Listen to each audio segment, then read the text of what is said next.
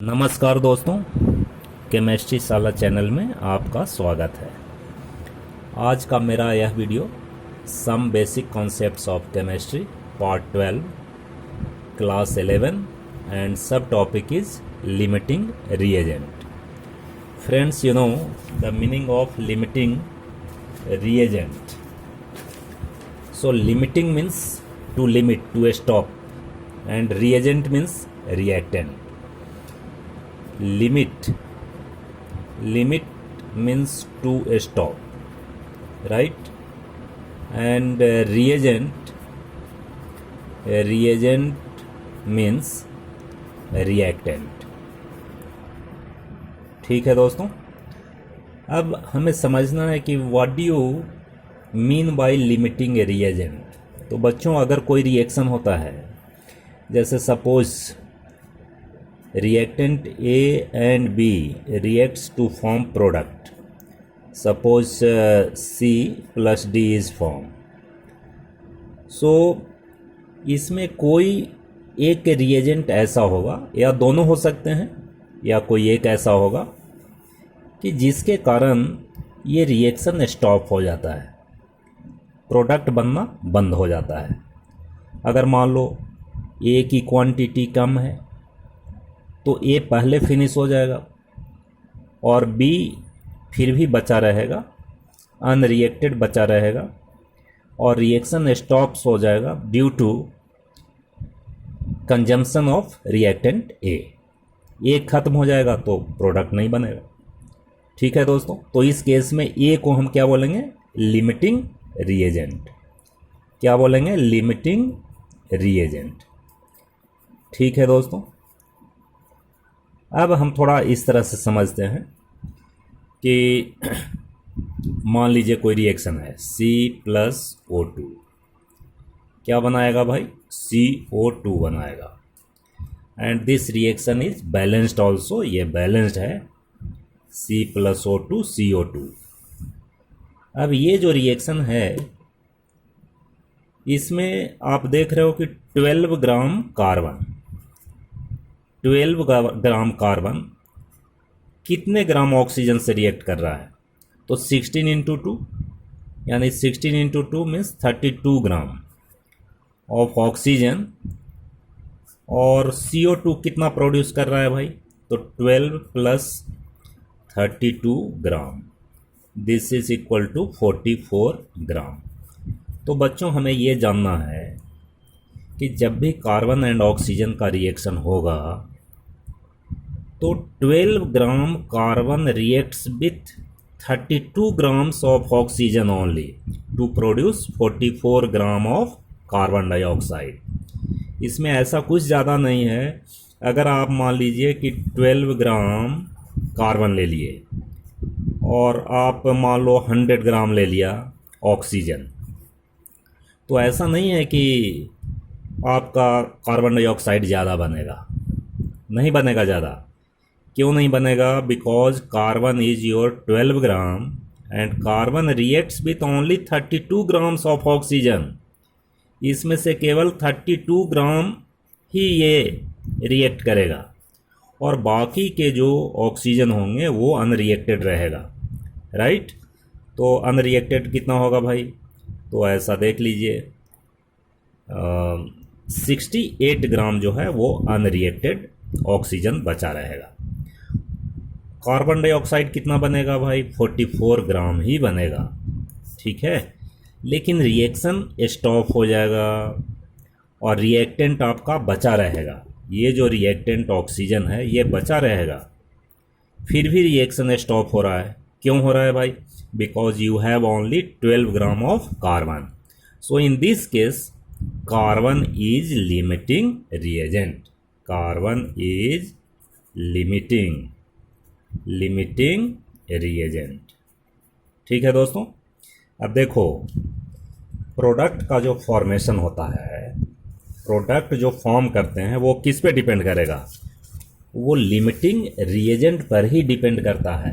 यानी you can write कि amount of products depend on limiting reagent. ठीक है दोस्तों, यहाँ जो मैंने देखा इस एग्जांपल में कार्बन इज लिमिटिंग रिएजेंट और अमाउंट ऑफ प्रोडक्ट कितना है 44 ग्राम, किस पे डिपेंड कर रहा है भाई, ये 12 ग्राम of carbon, because carbon is limiting reagent. ठीक है दोस्तों, अगर कभी कभी मान लो एग्जाम में आ गया कि व्हाट इज लिमिटिंग रिएजेंट, तो आप कैसे डिफाइन करोगे, बात तो समझ गए। लिमिटिंग रिएजेंट आ गया डेफिनेशन, तो क्या लिखेंगे, ऐसा लिख सकते हो, the reagent that consumes first and limits the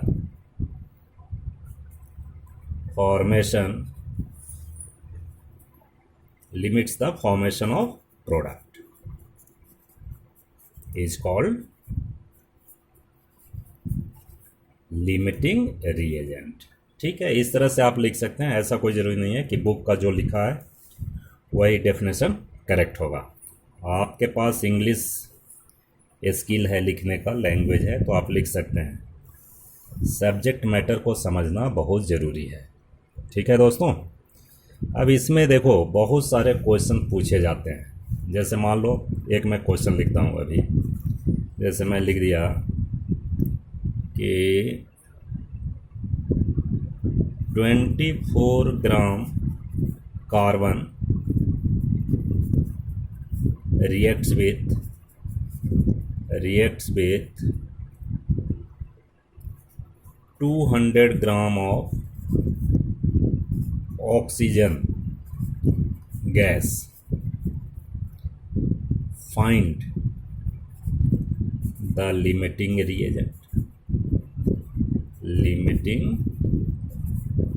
reagent and also find the amount of CO2 produced। ये एक मैंने क्वेश्चन लिखा कि आपके पास क्या है भाई, 24 ग्राम कार्बन है एंड 200 ग्राम ऑक्सीजन गैस है, और कितना इसमें CO2 प्रोड्यूस होगा। पहला तो ये है आपको निकालना, ये फाइंड आउट करना है, और सेकंड क्या फाइंड करना है कि लिमिटिंग रिएजेंट कौन होगा। तो दोस्तों सबसे पहले हम कार्बन एंड ऑक्सीजन के बीच जो रिएक्शन होता है, एग्जैक्ट रिएक्शन होता है, वो लिखना होगा C+O2। ये क्या बनेगा भाई, CO2। और ये जो बैलेंस्ड केमिकल इक्वेशन देख रहे हो, इसमें आपको ये जानना है कि ये 12 ग्राम 32 ग्राम ऑक्सीजन से रिएक्ट कर रहा है भाई, to produce 44 gram of CO2। ठीक है, अब आपके पास कितना है भाई, कितना है, 24 ग्राम है।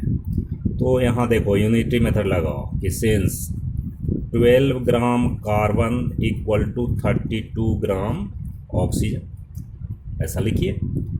सो 24 ग्राम कार्बन को कितना रिक्वायरमेंट होगा ऑक्सीजन का, तो हम कैसे लिखेंगे, 32/12 इंटू 24 ग्राम O2। ठीक है, 12 2 जा, यानी 64 gram oxygen is required for 24 gram of carbon. लेकिन आपके पास कितना है भाई, तो कार्बन प्लस ऑक्सीजन और ये दिस इज CO2, ये 24 ग्राम है और ये 100 ग्राम है। तो बताओ तो ये 64 ग्राम ही तो कंज्यूम करेगा, 64 ग्राम कंज्यूम करेगा ये, बाकी बचा रहेगा आपका 36 ग्राम, ये अनरिएक्टेड होगा। ये क्या होगा भाई, unreacted.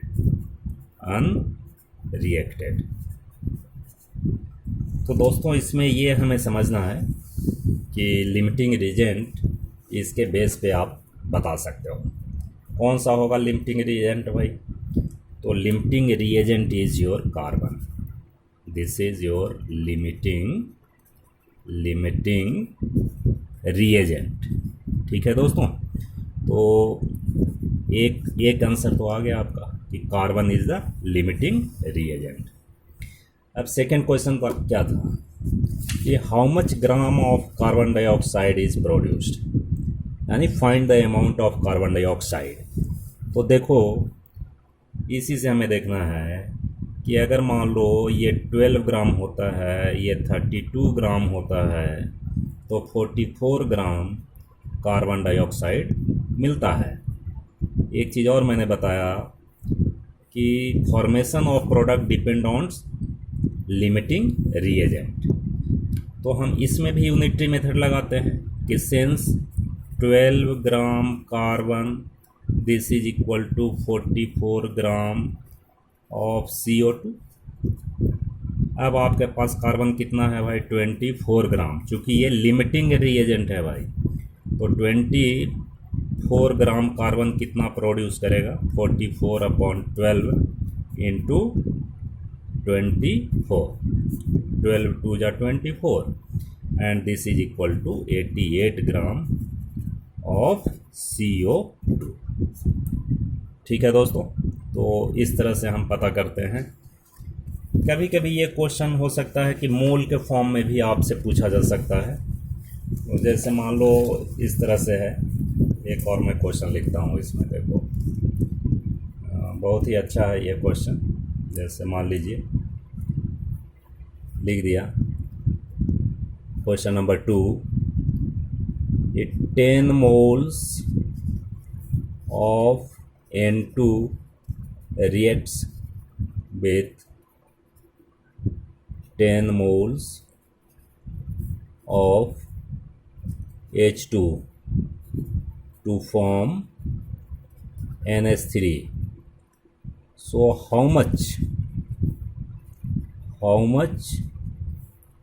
amount of NH3 is produced, and which one is the limiting reagent। ठीक है, इस तरह का भी क्वेश्चन पूछा जा सकता है। मोल के फॉर्म में लिखा हुआ है, तो सबसे पहले आप लिखो कि N2 और H2 के बीच रिएक्शन कौन सा होता है। तो N2 प्लस 3H2 2NH3, ये आपको जानना है, बैलेंस्ड केमिकल इक्वेशन जानना है भाई। अब देखो तो according to this equation 1 mole N2 के लिए कितना मोल चाहिए जी? 3 मोल चाहिए H2, तो कितना प्रोड्यूस करेगा? ये प्रोड्यूस करेगा 2 मोल्स NH3। क्वेश्चन में क्या दिया है? दोनों 10 मोल है ना। तो क्वेश्चन में दिया हुआ है ये 10 मोल है भाई, एंड दिस इज ऑल्सो 10 मोल है। तो ये कितना बनेगा? पहले तो ये पता करना है। अब देखो लिमिटिंग रिएजेंट कौन होगा? 1 मोल के लिए 3 मोल चाहिए, तो 10 मोल के लिए कितना मोल चाहिए? 30 मोल चाहिए। 30 मोल है क्या? नहीं है। तो hydrogen is the limiting reagent होगा ना। ऐसा भी लिख सकते हो कि since 3 moles H2 is equal to 1 mole N2, right. But यहाँ कितना है भाई? 10 moles. 10 moles H2 is equal to कितना हो जाएगा? 1/3 इंटू 10 मोल्स N2, यानी 3 3 जा 9, 3 जा, यानी 3.3 मोल्स की ज़रूरत है। 10 मोल्स H2 के लिए कितना मोल चाहिए जी? 3.3 मोल्स। लेकिन आपके पास नाइट्रोजन कितना है भाई? 10 मोल है, तो ये अनरिएक्टेड रह जाएगा। कितना रिएक्ट करेगा? केवल 3.3 मोल, यानी unreacted N2 is equal to 10 minus 3.3 moles. This is equal to 6.9 moles. ठीक है, इतना ये बचा रहेगा। तो बताओ, इससे लिमिटिंग रिएजेंट पता हो गया? पता हो जाना चाहिए, बिल्कुल पता हो गया होगा। हाँ जी, क्या हो जाएगा? Limiting reagent is hydrogen. पक्का? अब इससे पता कीजिए कि कितना मोल N2 बनेगा। अब हाइड्रोजन से ही होगा, यानी 3 मोल से कितना बन रहा है भाई? 2 मोल बन रहा है कि नहीं? यानी 3 moles H2 is equal to 2 moles NH3 ammonia. अब H2 कितना मोल है? 10 मोल है। तो 10 मोल्स H2 कितना प्रोड्यूस करेगा भाई? तो 2/3 इंटू 10 मोल्स ऑफ NH3। ठीक है, ठीक है भाई। अब इसको आप कैलकुलेट कर लीजिए।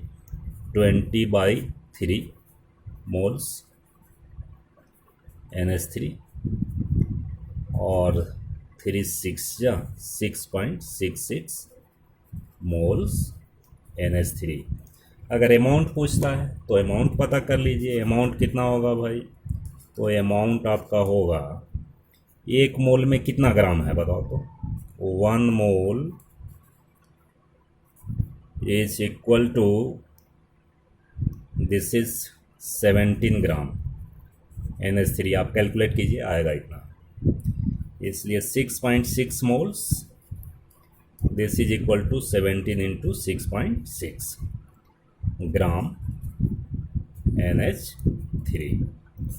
ठीक है दोस्तों, तो हम समझते हैं आपको बात समझ आ गई होगी।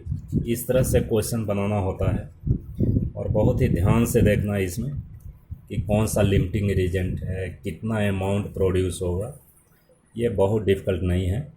अगर आपको वीडियो पसंद आए तो सब्सक्राइब कीजिए, शेयर कीजिए, लाइक कीजिए, बेल आइकन को दबाना मत भूलिए।